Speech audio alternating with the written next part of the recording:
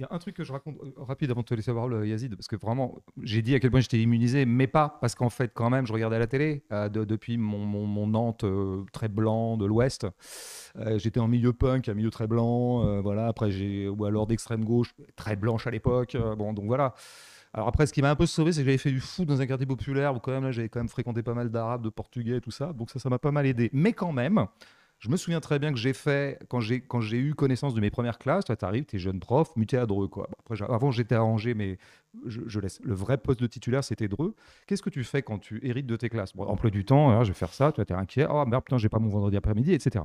Mais surtout, tu as le trombinoscope. Tu as le trombinoscope des classes, en fait. Tu Tu as fais le les faciès. élèves comme ça. Mais tu sais ce que tu fais? Tu sais ce que je me suis vu faire? Parce que j'avais en tête les reportages à la télé, les machins, les trucs comme ça. Pourtant, je n'étais pas niais, tu vois. Je n'étais pas quand même complètement candide politiquement et même sur les questions raciales. Et ben même un mec comme moi, quand même, qu'est-ce qu'il fait quand il a sa seconde set là et qu'il regarde? Il regarde un peu le profil général. Il compte les Arabes.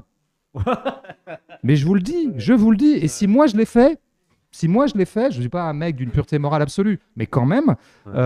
je pense que beaucoup de mes collègues ont fait pareil. Parce que tu avais quand même, au bout du compte, et c'est ça l'inconscient dont tu parlais, Dany, et c'est très juste, l'inconscient qui est façonné par les reportages à la télé, par tout un tas de trucs, tu vois, qui défraient la chronique, c'est arabe égale délinquant, arabe égale chieur à l'école, et donc en gros, plus j'aurai d'arabes dans la seconde set, plus la classe sera Ouais, ouais, bordélisante. bordélique. Il Évidemment. y a l'effet contraire. C'est ça qui me fascine chez les profs. Et je te laisse la parole. C'est qu'il y a aussi l'autre sens. C'est que, alors, il y a tout l'idéal. Non, mais on voit pas les races et tout. Et au final, ils le voient. Ouais. Donc, ils comptent les Arabes, mais ils aiment bien aussi avoir les Asiatiques.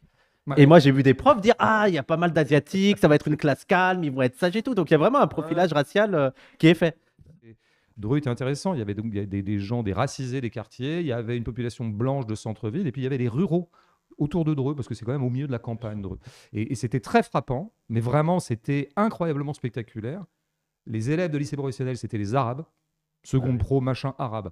Les élèves de classe générale, première S, première L, machin, c'était globalement des blancs, bourgeoisie blanche à quelques exceptions près. Et les gens de techno, c'était les prolos blancs ou les ruraux blancs. Et c'était incroyable. Et Les c'est petits là que blancs. là m'était apparu de façon mais tangible et perceptible la machine à trier extrêmement performante qu'est l'école, qui sait très très bien où elle veut emmener tout le monde. Mm.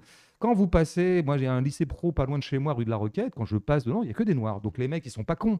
Ils savent très bien que non seulement le lycée pro, c'est un dépotoir, qu'on les envoie là-bas parce que c'est une voie de garage, c'est pas du tout un truc positivé, mais qu'en plus c'est aussi un dépotoir racial. C'est-à-dire Mm. qu'ils se le vivent comme ça. Donc je pense que, enfin, il faudrait qu'on ait des témoignages de ça, mais il me semble que les jeunes, les jeunes élèves racisés ne se vivent jamais autant racisés qu'à l'école.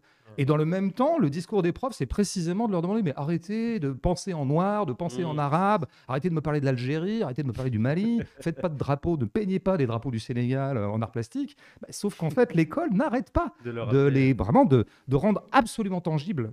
Des Mm. fois que ça leur a échappé, ça leur aura échappé, le fait qu'ils sont noirs, qu'ils sont arabes et que c'est pas rien, quoi. Je pense que l'école, par exemple la loi de 2004, ça a été un bon exemple de ça. C'est un super terrain d'expérimentation pour faire des choses qui sont plus compliquées à faire dans l'espace public de manière plus générale. Parce que là, du coup, au nom de l'idée du sanctuaire, de l'idée que, effectivement, bah, l'idée républicaine, on met de côté nos identités, etc., on va se permettre de faire des choses euh, qu'il est compliqué de faire dans un autre environnement. Tu vois, là, c'est quand même compliqué d'interdire, par exemple, des signes religieux dans l'espace public. Par contre, à l'école, on va pouvoir trouver d'excellents arguments pour empêcher les gens de porter des signes religieux, puis les empêcher de porter un treillis, et après porter une robe trop longue, et après porter des crop tops, etc. Ouais. Tu vois. Donc en fait, si tu veux, c'est un terrain d'expérimentation fantastique pour tester des choses. Et si tu mélanges ça avec l'ambiance du moment, qui est quand même une ambiance, alors islamophobe, autoritaire, donc on se retrouve à tester des choses, à voir des choses qui étaient inimaginables il y a 15 ou 20 ans. Alors qu'il y a 15 ou 20 ans, il y avait déjà de l'islamophobie, etc. Mais quand on parle, par exemple, d'enfants qui se retrouvent dans des commissariats ou de parents qui sont perquisitionnés parce que les enfants se sont mal comportés pendant des minutes de silence, bah, on a quand même la démonstration que tu vois, c'est un endroit où on peut tester des choses en matière tu vois, de répression, en particulier des Arabes et des Mhm. Noirs, au nom d'idéaux pseudo-féministes, tu vois, antiracistes, donc enfin, dans le cadre, par exemple, de la lutte contre l'antisémitisme, etc., qu'on n'a pas la possibilité de faire ailleurs. Tu vois, donc c'est un terrain d'expérimentation qui est quand même Et après, intéressant à analyser. Le prof, se sentant gratifié en tant qu'enseignant, il ne va pas remettre en question la structure qui le fait roi, en tout cas Là, qui le aujourd'hui, gratifie.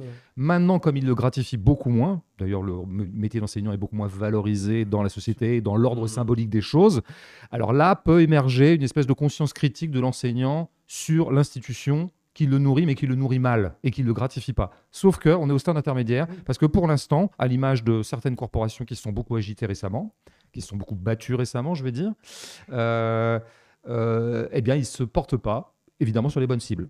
Donc, on va avoir des cibles intermédiaires, anecdotiques. Enfin, tout ce qu'on a entendu, tous les mouvements de profs récemment sont plutôt portés sur des fausses cibles. Donc, moi, j'ai bon espoir qu'à un stade supérieur de précarisation du métier, ils vont enfin en arriver à cibler les bons coupables ou les bons agents.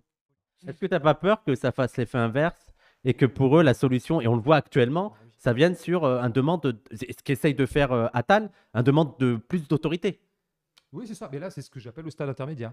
Le stade intermédiaire, ça serait ça. C'est que, quand je dis qu'ils se trompent de cible, c'est qu'ils se trompent vraiment de cible et ils se trompent de revendication. Donc, effectivement, ce qu'ils veulent, c'est verrouiller la structure. Plutôt que de critiquer la structure, on va la verrouiller, on va la raffermir, la consolider. Donc, effectivement, quand un Gabriel Attal arrive et montre des signes, comme Blanquer, d'ailleurs, qui a été plutôt populaire au début dans la corporation, montre des signes de on va remettre de l'ordre dans tout ça, oui, les profs sont plutôt contents. C'est-à-dire qu'on on est un peu au stade, si vraiment je voulais caricaturer, schématiser, on est au stade fasciste de la contestation enseignante. C'est ça, c'est qu'en fait, demande d'ordre plutôt qu'au contraire demande de désordre. Demande de désordonner davantage la structure et de la foutre en l'air définitivement. Bon, bah, j'ose espérer qu'à un moment, ça va maturer en autre chose. Bon, je ne suis pas optimiste pour les 10 années à venir, hein. Là, on va avoir un gros moment autoritaire avec la validation générale de la corporation.